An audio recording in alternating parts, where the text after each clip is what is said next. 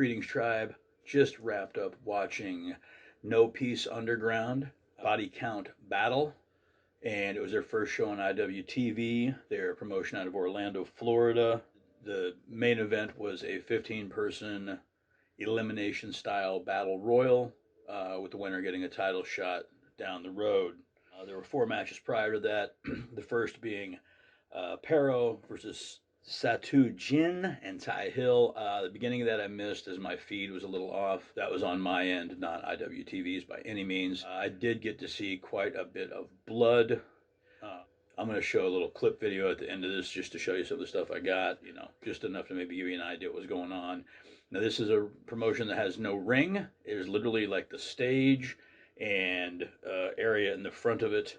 Like if there's a VIP section for a concert, for it was like roped off or something, that would be the thing. And it was just, really fucking great. It was a really great, entertaining show. The second match was Akira versus Kevin Blackwood. And my understanding is that this wasn't originally supposed to be the match, and one of these guys was supposed to face somebody else or some such thing. I don't really remember. I missed some of that when I was grabbing pizza. Kevin Blackwood got the win. Akira, part of the Rejects. He shows back up later. He performs in the Battle Royal. The next match, which was quite a surprise to me, Atticus Kogar, EC3. EC3 in a death match situation, something I just was not expecting. But man, that new thing he's got going on, I just like it's the way he should have always been. I don't know where the rich guy came from. I didn't really see that much of him in TNA. I knew the name. I didn't really get to see much of his work until he showed up in NXT WWE, and we all know how frequent he was on the air there. I did develop an affinity for him. There's just something about him that drew me to him, and I'm really glad to see where he's at now. Like his match with Moose at Bound for Glory with a cinematic thing. Short match, but really good. I did not expect to see skewers in EC3's head either. Alex Kogar, 44-0, great wrestler, great deathmatch wrestler, and man, can he make you hate him.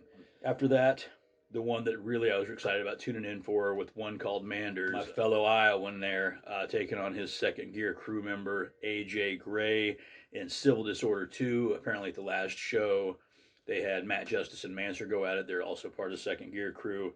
And this is a continuation. I don't know if it's going to be a series or what. Definitely not used to seeing my boy Manders in this type of a match, but he did fucking stellar in the deathmatch thing. And AJ Gray has just been tearing it up. He's been on a roll. Like wrestled like 7 matches at the Collective a couple months back. Just an absolute beast. And they went to war. Gray gets the win. After that, the New Peace Underground Championship. Eric Ryan, 44-0.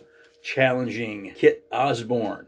Pretty good technical wrestler. Eric Ryan ends up getting the win. And of course, there's some interference from the boys in 44-0 because that's what they fucking do. That's just part of their thing, and that's why, fuck Ohio, except for Dayton. And then we get to the body count battle. 15 people. I'm just going to read them off in the order that they entered. First one in, the hipster hot rod Casanova Valentine. Second entrant, Matt Justice of Second Gear Crew. He's just kind of embodies that old ECW style. Almost got he's got this grin that gives him kind of a Foley thing, and that's not a bad thing by any means. Neil Diamond Cutter. This guy put on a hell of a show, took a hell of a beating, was in there for almost the entire thing. Lindsay Snow. Saw her back at Collective in Bloodsport. What a badass lady. I hope to see more of her. She just really stuck out for me at Bloodsport. I'm glad I got to see her again. Another jackass from 44-0 and Eddie Only. And of course he comes out. He's out there for a short bit. All of a sudden he fucking disappears because Dominic Greeny followed him up. Great wrestler. He's not a pretty boy. He doesn't have a chiseled build, but he is a bad motherfucker. Otis Kogar, Atticus' brother, I did not know about. I don't know if he's part of the 44-0 clan or not. If not, he probably will be soon. He gets pretty violent, took a good beating. Alex Ocean. Apparently Alex Ocean can't die. I'd seen this guy a couple times before. I think I saw him at the Collective. I can't remember. That was kind of a blurry weekend after 3 full days of wrestling. Put on a great show. Took a hell of a beating himself. Akira coming out, pulling double duty. Reed Bentley of the Rejects. 3 of the Rejects, Reed Bentley, Akira, and John Wayne Murdoch, all in there. You think that gives him a little bit of advantage. Did not help him out in the long run. Different boy, Jimmy Lloyd. Robert Martyr filled in for Sawyer Wreck, who she was unable to attend because of illness. Robert Martyr looked like a small teen child out there, and he just got the absolute fuck kicked out of him for the entire thing.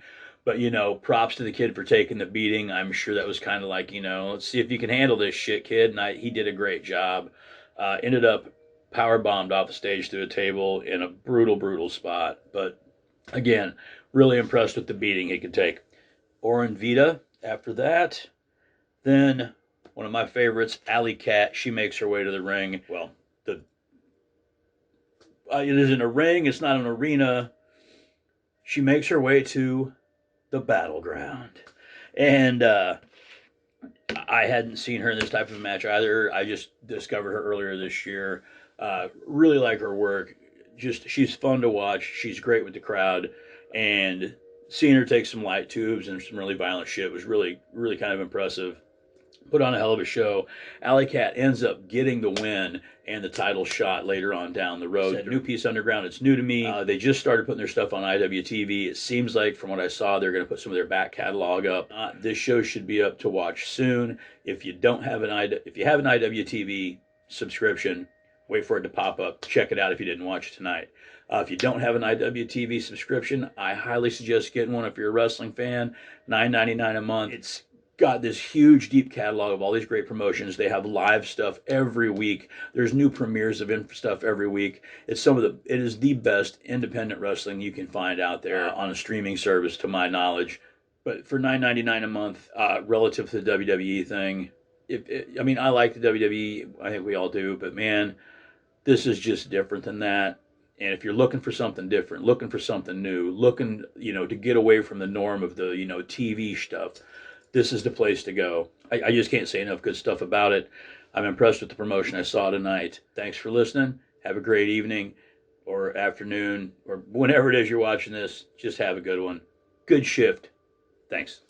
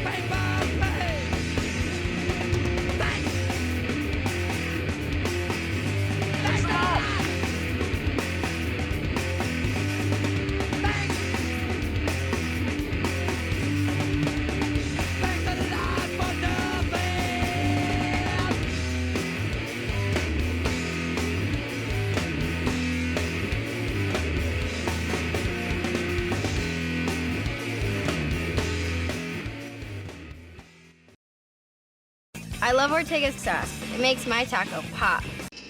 Missing the party. Come on.